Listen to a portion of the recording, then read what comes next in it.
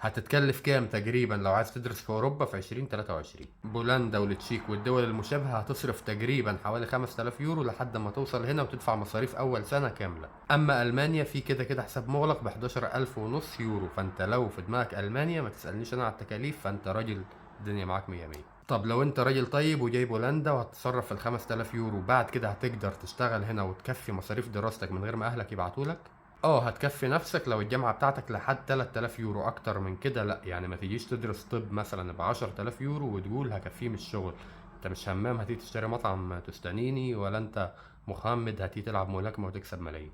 طب بالنسبة للشروط في العموم، في اي دولة في دراسة بتكون بلغة الدولة وبالانجليزي ومن غير لغة خالص من خلال سنة تحضيري تتعلم فيها اللغة.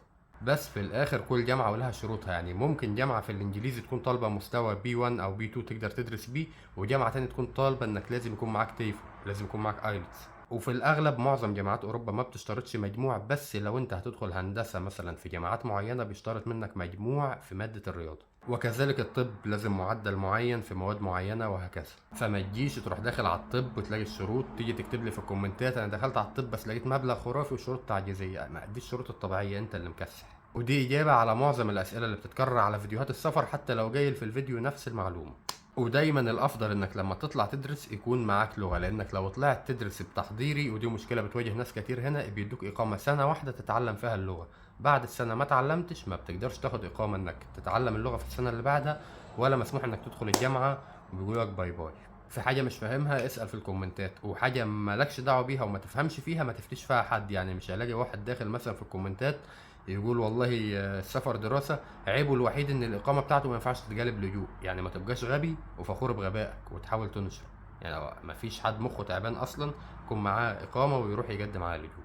وكل المطلوب منك خطوتين، انك تجيب قبول جامعي، ده بتجيبه اونلاين، بتبعت ورقك للجامعة وتتواصل معاها لحد لما يجيلك القبول الجامعي اونلاين.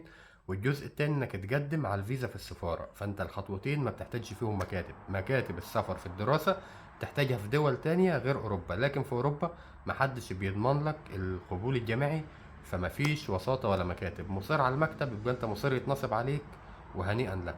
وعشان تجيب قبول جامعي في المانيا لازم من خلال موقع اسمه يوني اسيست، هو موقع رسمي ومضمون بس بتدفع له في الاول 75 يورو. اما بالنسبه لبولندا، عامله موقع لامم كل الجامعات البولنديه، شرحه قبل كده بالعربي والانجليزي. هتدخل على الموقع هتلاقي تواريخ قديمه، دي تواريخ تحديث قاعده بيانات الجامعات على الموقع، فما تخش تلاقي تاريخ قديم وتطلع جري تكتب في الكومنتات ده التقديم مش شغال ده معرفش ايه. واخر حاجه لو انت مسافر اوروبا خد معاك دواء برد دواء كحه، الادويه دي عشان هنا مفيش دواء غير لما تكشف، وموضوع طويل عريض. يعني انا عيان بقالي اسبوع ورحت عملت تحاليل دم وميه وكهرباء وخلاص التعب خلاني اخس وخلاني بموت، وبعد كده خفيت وخلاص بقيت كويس ولسه مستلمتش الدواء. فالموضوع كبير، هات معاك دواء.